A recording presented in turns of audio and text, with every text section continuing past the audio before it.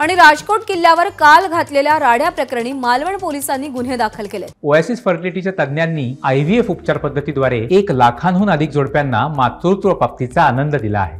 मोफत appointment book करण्यासाठी आजच संपर्क साधा। राडा करणाऱ्या दोन्ही बाजूच्या 42 जणांवर गुन्हे दाखल झालेत आणि 42 जणांसह शेकडो अज्ञातांवर देखील गुन्ह्याची नोंद झालेली आहे।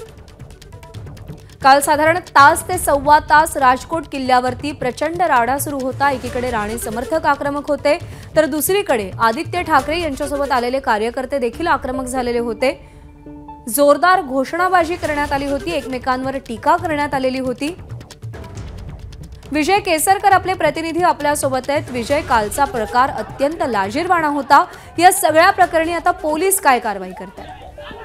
प्रज्ञा, अगदी बरोबर आहे। कालचा जो प्रकार होता, कालचा जो राजकोट किल्ल्यावरचा जो राडा होता, यानंतर मालवण पोलीस यांनी आता कारवाई करायला सुरुवात झालेली आहे। दोन्ही बाजूचे म्हणजे ठाकरे समर्थक आणि राणे समर्थक अशा दोन्ही बाजूंच्या जवळपास 42 जणांच्यावरती गुन्हे दाखल झालेले आहेत की ज्यांची नावं माहिती आहेत। आणखी जी नावं माहिती नाहीत त्या जवळपास शेकडो जणांच्यावर देखील या ठिकाणी गुन्हे दाखल केलेत। वेगवेगळ्या कलमांतर्गत हे गुन्हे दाखल करण्यात आलेले आहेत। विनापरवाना जमाव एकत्र जमणे, त्याचबरोबर सार्वजनिक मालमत्तेचं नुकसान करणे, अशा वेगवेगळ्या कलमांतर्गत ही गुन्हे आहेत ते दाखल करण्यात आलेले आहेत। आता पोलीस या राजकोट किल्ल्यावर पोहोचले, तिथला बंदोबस्त आहे तो देखील अद्याप ही कायमच आहे, कारण आणखी कुठले अनुचित प्रकार त्या ठिकाणी घडू नये याच्यासाठी पोलीस प्रयत्न करत आहेत। मात्र आता जे काल ह्या राड्या करण्यामध्ये सहभागी होते, जे प्रामुख्याने पुढे होते, या सगळ्यांच्यावर आता पोलीस कारवाई करत आहेत आणि वेगवेगळ्या कलमांतर्गत त्यांच्यावरती गुन्हे देखील दाखल केलेत। प्रज्ञा।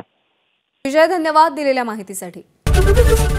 एबीपी माझा, उघडा डोळे बघा नीट।